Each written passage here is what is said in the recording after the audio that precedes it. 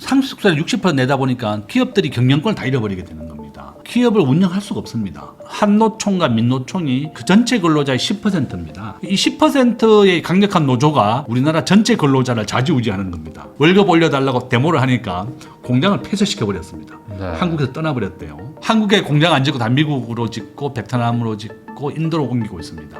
우리가 지금 현재 우버, 에어비앤비 4차 산업혁명이 다 금지가 됐습니다. 네. 그러니까 국내 일자리가 없어서 대학생 취업률이 45%밖에 안 되는 겁니다.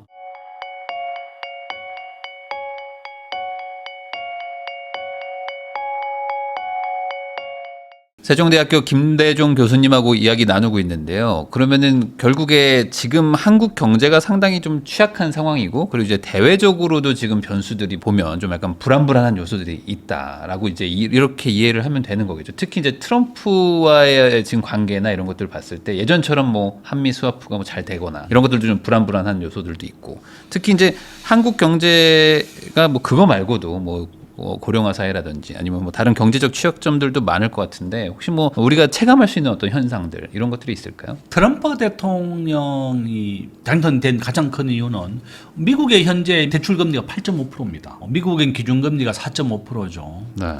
제가 1월 달에 미국을 가서 우리 한국인 여학생도 만났는데, 한국인 여학생인데 미국에서 박사 공부를 마치고 뉴욕에서 이제 포닥이라고 하고 있더라고요. 네. 나한테 7만 달러 정도 받는다고 하더라고요.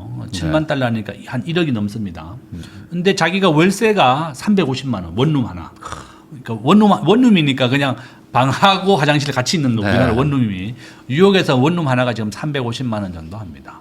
자기 월급의 절반이 나간다 이러더라고요. 미국의 중산층들이 자기 월급의 절반이 이자로 나갑니다. 은행 이자로. 미국은 정확하게 지금 현재 기준으로 7.5%입니다. 기준금리가 4.5니까 거기다 플러스 3을 더하면 대출금리입니다. 네. 그러니까 트럼프 그 바이든과 경쟁할 때는 8.5까지 올랐었습니다. 그때는 기준금리가 5.5였죠. 네. 지금 4.5까지 떨어졌습니다. 은행의 기준금리가 낮아지게 되면 대출금리가 낮아지게 되고, 대출금리가 낮아지면 저렴한 대출 이자를 받아서 기업에 투자도 하고 부동산도 사고 합니다. 네. 근데 은행 이자가 오르게 되면 이렇게 어려워진다는 겁니다. 네. 한번 보시면 트럼프는 굉장히 나쁜 사람 같지만 미국을 일자리를 만들어 주겠다는 게 트럼프입니다. 미국의 전 세계에서 가장 기업하기 좋은 나라로 만들어 주겠다. 네. 삼성전자가 지금 현재 평택 공장의 11배 크기로 텍사스에 공장을 짓고 있습니다. 반도체 공장을. 60조를 삼성전자가 투자했고, 현대자동차는 30조를 두 달 전에 미국에 투자하겠다고 발표를 했습니다. 네. 이와 같이 트럼프는 미국의 법인세가 현재 21%고 한국은 26%입니다. 한국의 법인세도 높고 또 강력한 노조도 있고, 이렇다 보니까 우리나라 기업도 한국에 공장 안 짓고 다 미국으로 짓고 베트남으로 짓고 인도로 옮기고 있습니다. 그러니까 국내 일자리가 없어서 대학생들이 취업이 안 되고. 우리 자녀가 절반도 취업을 못합니다. 45%다. 트럼프는 미국에 일자리를 만들어주고 미국 국민들을 잘 살게 해주겠다. 이것 때문에 대통령이 당선됐고, 전 세계 25% 관세를 때리면서 미국에 공장을 지어라. 그러면 관세를 안 물리겠다. 이렇게 얘기하고 네. 있습니다. 아주 옛날에는 미국이 참 좋은 나라였고 좋은 키다리 아저씨였는데, 지금 아주 미국보다 네. 잘 살겠다는 아주 이기적인 사람으로 많이 변화가 됐습니다. 그럼 결국에 우리는 수출도 해야 되고, 특히 이제 미국도 우리나라한테는 중요한 경제 수출 파트너인데 뭐 트럼프 말 안 들을 수는 없잖아요. 그렇죠. 이거 한번 보시면 전 세계에서 관세가 가장 높은 나라 이제 캄보디아, 베트남인데 네. 이런 나라에 관세 때리고, 일본, 그다음에 캐나다, 멕시코 30% 관세 때리면서 미국의 우방국인 나라가 더 그동안 이익을 많이 남겼다. 이렇게 막 얘기하고 있습니다. 한번 보시면 진짜로 미국과 친했던 나라들이 오히려 더 많은 이익을 남긴 것은 사실이다. 네. 그래서 이제 우방국일수록 더 많은 관세를 부과하겠다. 적과 친구도 없다. 무조건 네. 미국이 돈을 잘 벌고 미국의 부자로 만드는 게 가장 좋다고 얘기하고 있는 사람입니다. 그래서 결론은 뭔가 하면 우리나라는 미국과 어쨌든 친하게 지내야 됩니다. 네. 우리나라에 3만 명이라고 하는 주한미군이 근무하고 있고, 트럼프 대통령은 한국에서 전쟁이 나더라도 미국의 반도체가 공급해야 된다. 그래서 한국의 삼성전자가 텍사스에 공장을 짓고 있고, 대만의 TSMC가 애리조나에서 공장을 짓고 있습니다. 네. 한국은 메모리 반도체, 그다음에 대만은 비메모리 반도체를 공급하고 있는 겁니다. 그러면 두 나라에서 전쟁이 벌어지더라도 미국에는 안정적인 반도체가 공급돼야 된다. 이것이 바로 네. 미국의 요구 사항이다. 뭐 이런 복합적인 이유 때문에 미국의 이제 지금 반도체 공장들 다 짓고 있습니다. 저는 우리 정부도 미국 수준으로 제조업하기 좋은 나라를 만들어줘야 된다. 그죠? 법인세가 미국이 21%면 우리도 더 낮추고 우리가 지금 현재 우버, 에어비앤비 4차 산업혁명이 다 금지가 됐습니다. 네. 그래서 대학생 취업률이 45%밖에 안 되는 겁니다. 그래서 저는 이재명 대통령이 빨리 우리나라도 우버를라도 허용해줘라. 우버는 자기 집에 있는 자가용을 가지고 택시 영업을 하는 거예요. 네. 아마 이것만 허용해도 한 수십만 개 일자리 생깁니다. 근데 그 대신에 택시 쪽에선 또 근데 택시 하시는 사업이. 분들은 70대, 60대가 지금 택시를 몹니다. 오토바이를 모는 사람은 다 배달 종사자로 갔고 네. 택시 타보면 정말 60대, 70대밖에 하긴 없어요. 그렇죠. 네. 저는 호주가 우버를 허용하고 우버가 벌어들인 돈의 10%가 택시 산업에 기부가 됩니다. 그래서 신산업과 구산업이 함께 상생을 하고 발전을 해야만 우리나라가 발전합니다. 호주가 그렇게 하고 있습니다. 그러니까 우버가 벌어들인 돈의 10%는 택시 산업에 기부가 된다. 우리나라도 그렇게 해야만 된다. 우리나라가 전 세계에서 스마트폰 보급률 1등입니다. 네. 통신 인프라 세계 1등이다. 이런 신산업을 다 금지시켰습니다. 택시 기사가 반대한다고 해서 우리가 1870년대 개화기 때하고 똑같은 상황이에요.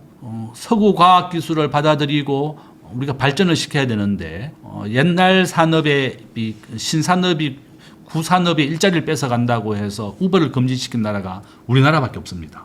지금 모든 나라가 우버를 다 허용하고 있다. 저는 제가 지난주에 일본의 오사카 박람회를 갔다 왔는데 일본은 아직도 팩스 문화입니다. 팩스로 물건을 주고받고 진짜로 온라인 산업이 발전되지 않았는데 지금 우리가 1인당 국민소득이 정확하게 36,000달러, 일본이 35,000달러. 한국이 일본보다 지금 더 잘 삽니다.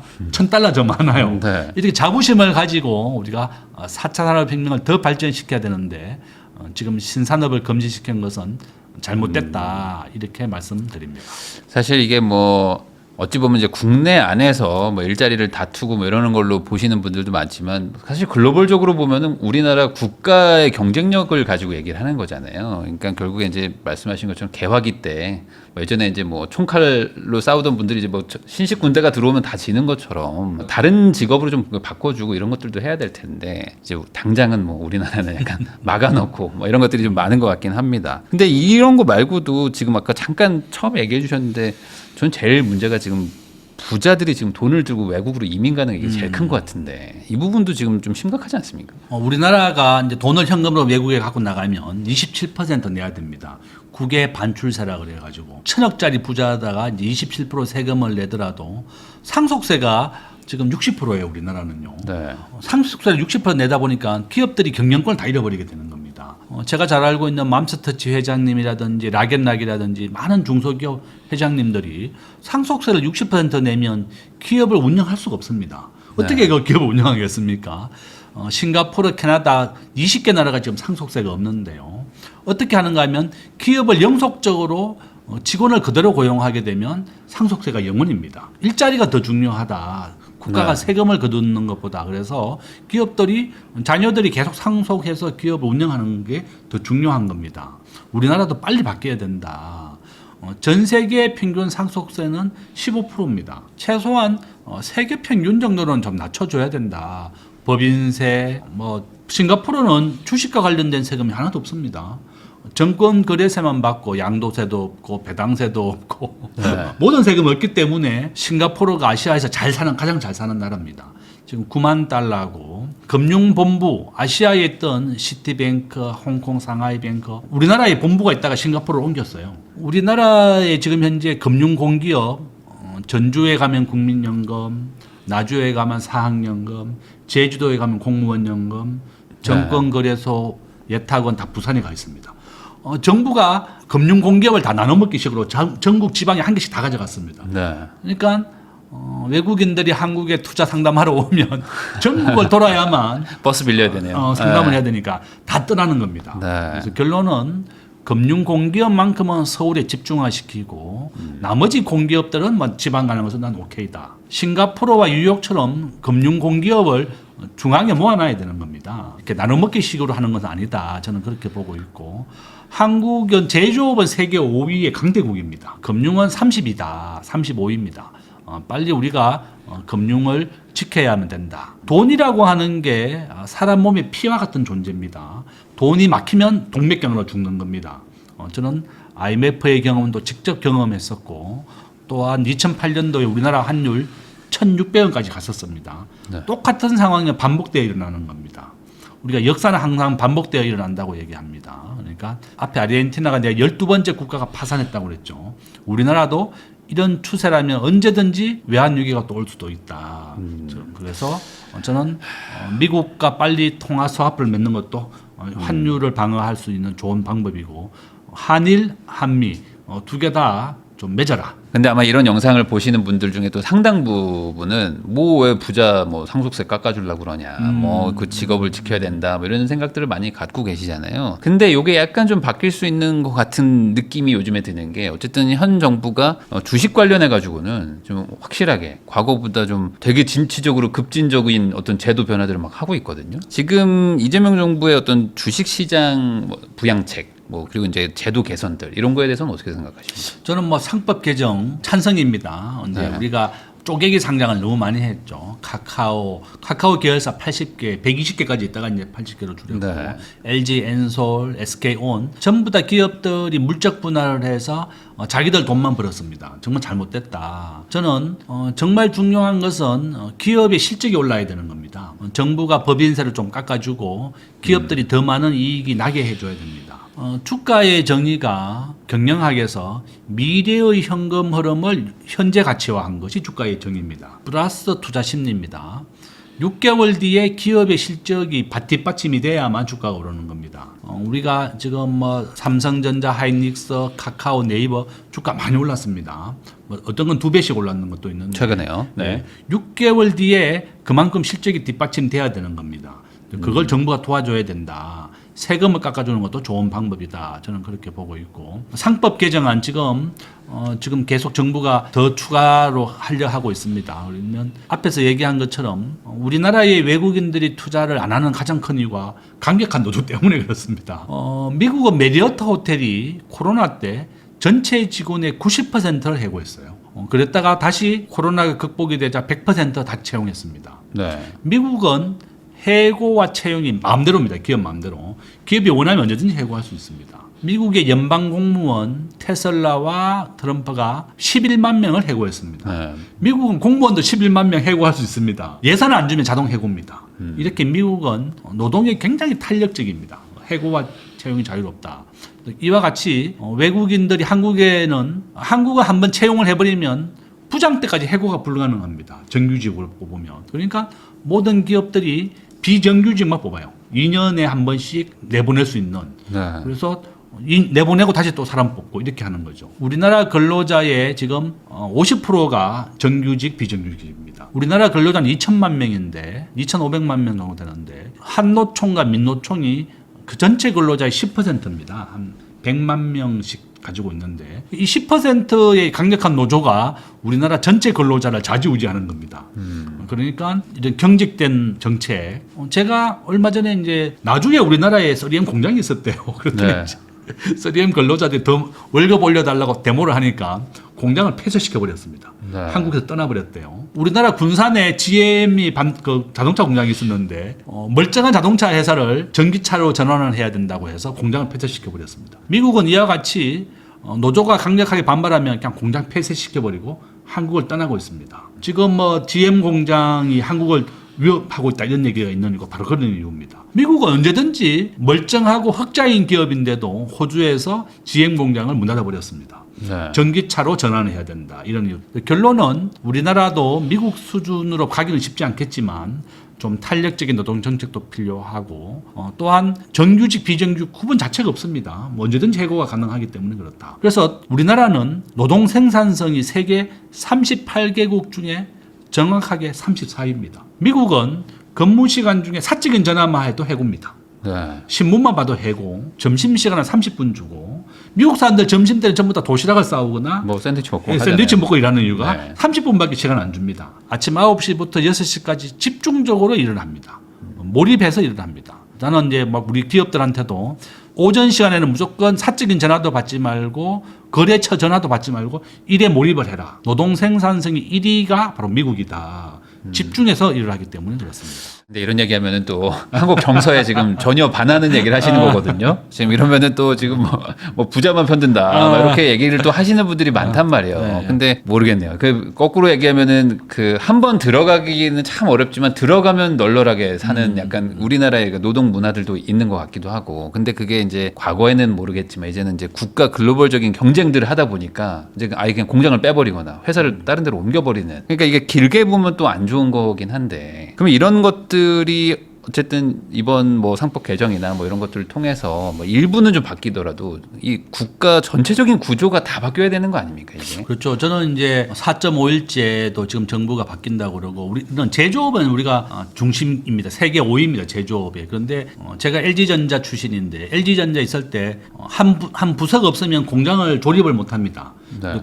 TV나 비디오 뭐 이거 조립을 못 하기 때문에 공장을 같이 셧다운하고 같이 보름 놉니다. 제조업은. 제가 LG전자 있을 때 우리가 12월 말 되면 열흘간 휴가다 이렇게 네. 동장 다 같이 노는 겁니다. 여러 가지 제조업은 4.5일제 하기가 쉽지 않을 것이다. 그렇지만 아마 IT라든지 언제 어디든지 노트북만 있으면 IT는 일을 할 수가 있습니다. 금융과 IT 분야는 아마 4.5일제도 할 수 있을 것이고 그 이전에 생산성을 올려라. 그죠? 세계 38개국 중에 34위라고 하는 꼴찌의 생산성 가지고 우리가 4.5일제는 쉽지 않을 거라고 저는 보고 있고 아마 이제 기업 측에서도 계속 이제 우리가 사용자, 근로자 이제 이렇게 최저임금도 이번에 2.9% 올리는 걸로 이제 합의를 봤습니다. 네.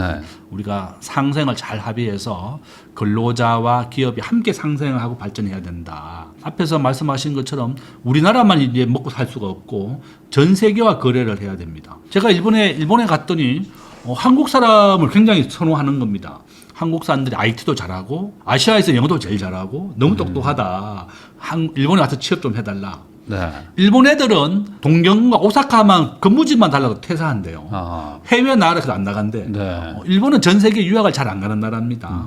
노벨상을 일본 본토에서 한 10개 이상 땄습니다. 화학 분야에서만. 네. 그 정도로 기초과학이 강하고 굉장히 수구적이다. 우리나라와 다르게 한국 사람은 무역 의존도가 75%잖아요. 일본은 무역 의존도 25%입니다. 아, 그러니까 굳이 안 나가도 되는 안 나가도 먹고 산다. 네. 1억 2천만 명 인구가 있기 때문에 그렇죠. 그래서 한국 사람이 훨씬 진취적이고 발전 가능성이 높다. 저는 그렇게 보고 있고 우리가 세계 최고의 IT 인력과 기술을 가지고 있는 나라입니다. 저는 우리의 장점을 잘 활용해야 되겠고 이렇게 상법 개정안을 통해서 정부가 쪼개기 상장을 구주 친화적이고 이렇게 하는 걸 좋고 또 상생을 해라. 우리나라 근로자의 90%는 기업이 만드는 겁니다. 네. 정부가 만드는 것은 공무원인데 이것은 일시적인 거잖아요. 그래서 제조업이 정말 강한 나라가 좋은 일자리입니다. 미국이 트럼프가 이런 이유 때문에 전 세계 공장을 미국으로 불러들이고 있는 겁니다. 트럼프가 원하는 것은 미국의 공장을 가져오면 세금을 안 줄 테니까 네. 미국의 공장을 옮기라는 거다. 이렇게 볼 수 있습니다. 그러면 결국에 어떤 이런 시대의 흐름이라는 거를 거스를 수가 없기 때문에 급여를 안정적으로 주겠다 이런 식으로 가게 되면은 뭐 기업을 막 밖으로 옮겨버리고 막 폐업해버리고 하니까 결국에는 이제 기업 친화적인 국가로 가되 그 기업의 주가가 상승하는 거를 국민들이 같이 쉐어하는 뭐 같이 투자를 하는 뭐 이런 식으로 가는 게 어찌 보면 미국식이 아닐까 싶기도 한데 그 방향이 맞을까요? 저는 그렇게 봅니다. 전 세계에서 지금 가장 잘 사는 나라가 아일랜드인데요. 법인세가 12%입니다. 네. 전 세계에서 제일 낮습니다. 우리나라가 26%고 아일랜드 12%인데 싱가포르 법인세 17%입니다. 싱가포르보다 더 낮은 게 아일랜드인데 아일랜드는 법인세를 12%까지 낮추고 유럽에 있는 다국적 기업 본사를 다 아일랜드로 가져왔어요. 애플, 마이크로소프트, 엔비디아 모든 기업을 아일랜드로 유치해서 네. 일자리를 만들어 준 겁니다. 그것은 이제 박리담회다. 조금만 이익을 보고 많은 사람 많이 장사를 하는 겁니다. 많이 판매하는 겁니다. 저는 아일랜드가 가장 좋은 모델이라고 보고 있고 우리 대한민국도 아시아에서 가장 IT도 발전되어 있고 스마트폰 보급률 1등, 전자정부 1등, 전부 다 세계 1등이에요 우리나라가. 참 잘하는 나라네요, 예, 진짜. 그러니까 우리의 장점을 살려야 됩니다. 저는 이재명 정부가 우리의 장점을 살려가지고 이 4차 산업혁명도 전격적으로 좀 허용하고 지금 에어비앤비와든지 그 우버 같은 경우가 미국 샌프란시스코에서 만들어졌습니다. 자기 집에 있는 자가용을 가지고 택시 영업을 하고 자기 집에 있는 빈방을 외국인에게 빌려주고 택시가 한 대도 없는 우버가 전 세계 자동차 기업 시가총액 1등입니다. 에어비앤비는 호텔도 하나도 없는 게 세계 1등의 호텔 업계를 하고 있습니다. 네. 머리와 아이디어로 이렇게 세계적인 기업이 된 것이다. 저는 우리 대한민국이 그렇게 할 수가 있다. 저는 정부가 좀 더 4차 산업혁명을 빨리 좀 허용해달라 이렇게 촉구하고 있습니다.